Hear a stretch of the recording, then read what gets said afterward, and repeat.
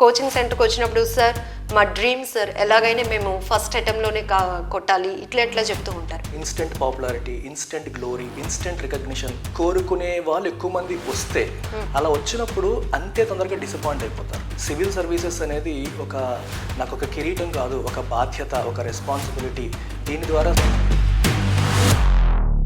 So వాళ్ళు ఏదైతే మోటివేషన్తో వస్తారో ఆ మోటివేషన్ సస్టైన్ అవుతుంది, ప్రిపరేషన్ కూడా ప్రాపర్గా కంటిన్యూ అవుతుంది. నిజానికి సివిల్ సర్వీసెస్ అనేది ఇది ఒక జాబ్ లాగా కాకుండా ఒక సర్వీస్ లాగా ఎలా ముందు ఫస్ట్ వాళ్ళలో ఆ బిల్డ్ అయితేనే కదా. I take it as my responsibility. అంటే ఎన్ని మార్కులు వస్తున్నాయి అనేది ఇంపార్టెంటే కాదని చెప్పను, దానికంటే కూడా ఆ స్పిరిట్ ఆఫ్ దట్ సబ్జెక్ట్.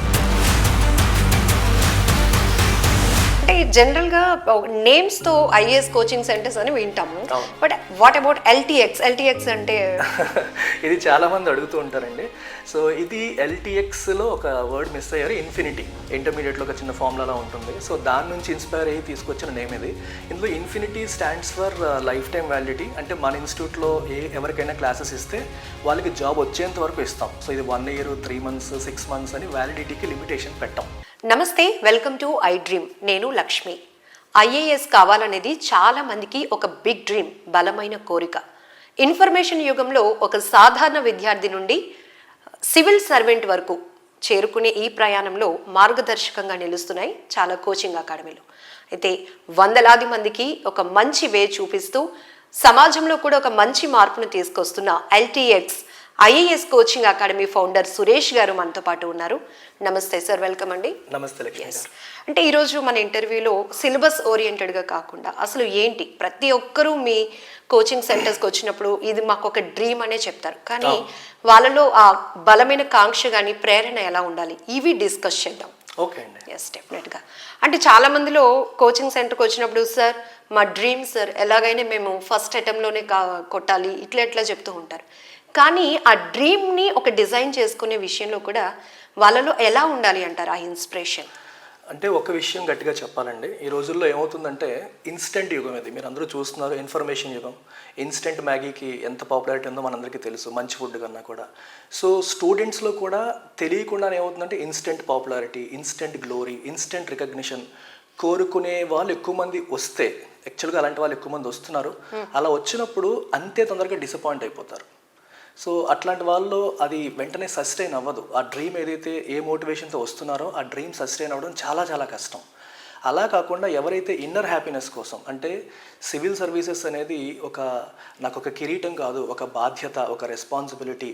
దీని ద్వారా సమాజానికి సేవ చేయడానికి నాకు ఒక అవకాశం లభిస్తుంది అనుకుని ఎవరైతే వస్తున్నారో, దాని ద్వారా ఒక ఇన్నర్ హ్యాపీనెస్ని పొందాలని ఎవరైతే ఉంటారో అట్లాంటి వారికి డ్రీమ్ అనేది ఎవరు బయట నుంచి మోటివేట్ చేయాల్సిన అవసరం లేదు. సో వాళ్ళు ఏదైతే మోటివేషన్తో వస్తారో ఆ మోటివేషన్ సస్టైన్ అవుతుంది, ప్రిపరేషన్ కూడా ప్రాపర్గా కంటిన్యూ అవుతుంది. It's very valid word. యాక్చువల్గా ఇది ఒక బాధ్యతగా తీసుకోవాలి. అంటే మేమేదో సాధించాము అని చెప్పుకోకుండా, నిజానికి సివిల్ సర్వీసెస్ అనేది ఇది ఒక జాబ్ లాగా కాకుండా ఒక సర్వీస్ లాగా ఎలా ముందు ఫస్ట్ వాళ్ళలో ఆ బిల్డ్ అయితేనే కదా వాళ్ళు ఎలా కోచింగ్ తీసుకోవాలి, వాళ్ళు ఎలా మౌల్డ్ చేసుకోవాలి అని తెలుసుకునేది.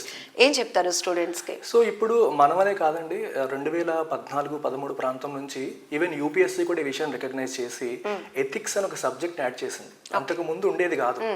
సో సివిల్ సర్వెంట్ అవ్వాలనుకునే వాళ్ళకి కూడా ఓరియంటేషన్, సబ్జెక్ట్ ఓరియంటేషనే కాదు, సమాజం పైన ఒక స్పృహ ఉండాలి, ఒక బాధ్యత ఉండాలి. వస్తున్న ప్రజలని నా దగ్గరికి వస్తున్న సర్వీస్ కోసం వస్తున్నారని కాకుండా వాళ్ళు మన కస్టమర్ ఓరియంటేషన్ అంటాం చూడండి బిజినెస్లో.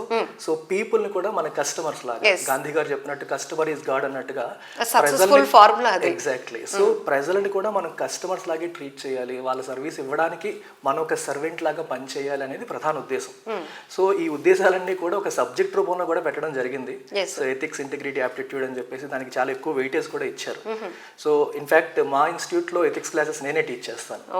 సో అంటే అది I take it as my responsibility. అంటే ఎన్ని మార్కులు వస్తున్నాయి అనేది ఇంపార్టెంటే కాదని చెప్పను, దానికంటే కూడా ఆ స్ఫూర్తి spirit of that subject spirit అనేది వాళ్ళకి వెళ్ళాలని చెప్పి మేము బెస్ట్ ప్రయత్నం చేస్తూ ఉంటాం. Yes. చాలా రియల్ లైఫ్ ఎగ్జాంపుల్స్ ఇస్తూ, సో సక్సెస్ స్టోరీస్ అంటే ఎంత ఎక్కువ పాపులర్ అయ్యారని కాదు, ఎక్కువ సర్వీస్ చేసిన వాళ్ళు, అట్లాంటి వాళ్ళ గురించి రియల్ లైఫ్ ఎగ్జాంపుల్స్ ఇస్తూ స్టూడెంట్స్ని మేము మోటివేట్ చేస్తూ ఉంటాం. సురేష్ గారు, చాలా మంది స్టూడెంట్స్ కోచింగ్ సెంటర్స్కి వస్తారు, బట్ డిఫరెంట్ మెంటాలిటీస్ ఉంటాయి. మీరు చెప్పినట్టు ఒక్కొక్కరు ఒక్కొక్క వాళ్ళ ప్రాసెస్లో థింక్ ప్రాసెస్ డిఫరెంట్గా ఉంటుంది. మిమ్మల్ని చూసి ఫస్ట్ ఇన్స్పైర్ అవ్వడానికి అసలు ఏంటి, what about you? Okay, so నా గురించి కూడా చెప్తాను. సో నేను వచ్చింది ఒక పల్లెటూరు నేపథ్యం నుంచి అండి, శ్రీకాకుళం జిల్లా. మాది శ్రీకాకుళం జిల్లా నుంచి ఒక కంబకాయ అనే గ్రామం నుంచి వచ్చాను నేను. సో నేను సివిల్ సర్వీసెస్ రాయలేదండి, చాలామందికి ఈ విషయం తెలియదు. So civil services academy run చేస్తానంటే సార్ రాసుంటారు అనుకుంటారు, నేను ఈ నేపథ్యం నుంచి రాలేదు. So I was completely into corporate. So నేను ఇంజనీరింగ్ చదివిన తర్వాత 2 years ఐటీలో జాబ్ చేసి, తర్వాత క్యాట్ 99% క్రాక్ చేసి, ఢిల్లీలో టాప్ బీ స్కూల్ MBA చేసి, మళ్ళీ 10 years నేను వర్క్ చేశాను. అయితే వర్క్ చేశాక నాకు రియలైజ్ అయ్యాను, సో చాలా ఎక్కువ శాలరీ ఉండేది నాకు. అయితే ఎంత శాలరీ ఉన్నా ఇన్నర్ హ్యాపీనెస్ లేదు. ఎప్పుడైతే ఇన్నర్ హ్యాపీనెస్ లేదో, దట్స్ వన్ ఐ రియలైజ్డ్ నేను ఒక రాంగ్ పాత్లో వెళ్తున్నాను అని చెప్పి ఐ టుక్ సమ్ బ్రేక్. ఆలోచించాను, ఏం చేస్తే నేను హ్యాపీగా ఉంటానని ఆలోచించుకున్న తర్వాత నేను అరౌండ్ 30-31 years ఆఫ్ ఏజ్లో so I took A decision to quit my corporate career. So అప్పటికే నాకు చాలా ఎక్కువ శాలరీ ఉండేది. సో అదంతా వదిలేసి నచ్చిన పాత్లోకి రావాలని చెప్పేసి నేను బ్రేక్ తీసుకొని వచ్చాను. సో నేను చేసే పని సొసైటీ పైన ఇంపాక్ట్ఫుల్గా ఉండాలి, సమాజానికి ఏదో రకంగా పాజిటివ్గా ఉండాలని భావించి, సో నా లుక్రేటివ్ కార్పొరేట్ కెరియర్ నేను విడిచిపెట్టేసి నాకు ఇష్టమైన టీచింగ్ ప్రొఫెషన్లోకి వచ్చాను. సో టీచింగ్ కూడా నేను ఎక్కడో పని చేయకుండా ఓన్గానే స్టార్ట్ చేశాను, మళ్ళీ జీరోతో స్టార్ట్ చేసి, సో ఈరోజు వేల కొద్ది స్టూడెంట్స్కి కోచింగ్ ఇచ్చే స్థాయికి మనం వచ్చాం. అయితే హ్యావింగ్ సెడ్ దట్, ఈ ప్రాసెస్లో కూడా నేను ఎక్కడ కూడా కమర్షియల్ వాల్యూస్తో వెళ్ళిపోయి ఇన్స్టిట్యూట్గా రన్ చేయలేదు. So I always combine commercial aspects along with social responsibility. అంటే పూర్తి కమర్షియల్ వాల్యూస్తో వెళ్తే మళ్ళీ నా కార్పొరేట్ కెరీర్కి దీనికి ఏ డిఫరెన్స్ ఉండదు. సో కమర్షియల్ ఆస్పెక్ట్స్కి అంటే సంస్థ సర్వైవ్ అవ్వాలి కాబట్టి మనకి ఫండ్స్ రావాలి, రెవెన్యూ అనేది రావాలి, సరిపోతుంది. సో మినిమల్ ప్రాఫిట్తో వీలైనంత మంది స్టూడెంట్స్కి బెస్ట్ క్వాలిటీ అతి తక్కువ ప్రైస్కి లైఫ్ టైం వ్యాలిడిటీకి జీవితాంతం, అంటే వాళ్ళకి జాబ్ వచ్చేంత వరకు 3 years కావచ్చు, 5 years కావచ్చు, వచ్చేంత వరకు ఇవ్వాలి అనే ఉద్దేశంతో మనం ఈ సంస్థను రన్ చేస్తూ ఉన్నామండి. సో క్లాసెస్ కూడా మంచి క్వాలిటీతో, మంచి ఫ్యాకల్టీతో వాళ్ళకి జాబ్ వచ్చేంత వరకు మనం అందిస్తున్నాం. ఎస్, బ్యూటిఫుల్ అండి. ఎందుకంటే ఒక విలేజ్ బ్యాక్గ్రౌండ్ నుంచి వచ్చినప్పుడు చాలా డిసిప్లిన్ ఉంటుంది, ఆ లక్ష్యంలో కూడా బలమైన ప్రేరణ ఉంటుంది, అలాగే బలమైన కోరిక కూడా ఉంటుంది. సో మనం ఎందుకు చేయకూడదు అనేది 100% ఎష్యూరెన్స్తో మనం వెళ్తున్నప్పుడు ఖచ్చితంగా స్టూడెంట్స్లో అక్కడ ఇంట్రెస్ట్ కూడా చాలా పెరుగుతూ ఉంటుంది. సార్ మీరు చెప్పండి, జనరల్గా సివిల్ సర్వీసెస్ అనేటప్పటికీ స్టూడెంట్స్ కమిట్మెంట్తో కాకుండా కంపారిజన్తో ప్రిపేర్ అవుతూ ఉంటారు. అలాంటి మైండ్ సెట్స్ ఇటే మీరు క్యాచ్ చేసేస్తారు. ఫస్ట్ వాళ్ళ మైండ్ సెట్లో ఎలాంటి చేంజ్ తీసుకొస్తారు, వాళ్ళకి ఎలాంటి గైడెన్స్ ఇస్తారు? అంటే to an extent comparison is not that bad అండి, కొంచెం ఉండాలి. పూర్తిగా కంపారిజన్ లేకపోవడం వల్ల కూడా స్పిరిట్ అనేది చచ్చిపోతుంది. So little bit of comparison is always good, competitive spirit build అవ్వడానికి. కాకపోతే అది ఈర్ష్య, అసూయ, ద్వేషం ఇట్లాంటి వాటికి వెళ్లకుండా, సో మనం హెల్దీ ఎన్విరాన్మెంట్ లో ఈ కాంపిటీషన్, ఒక పోటీ తత్వంతో వెళ్ళడం అనేది ఎప్పుడూ మంచిదే.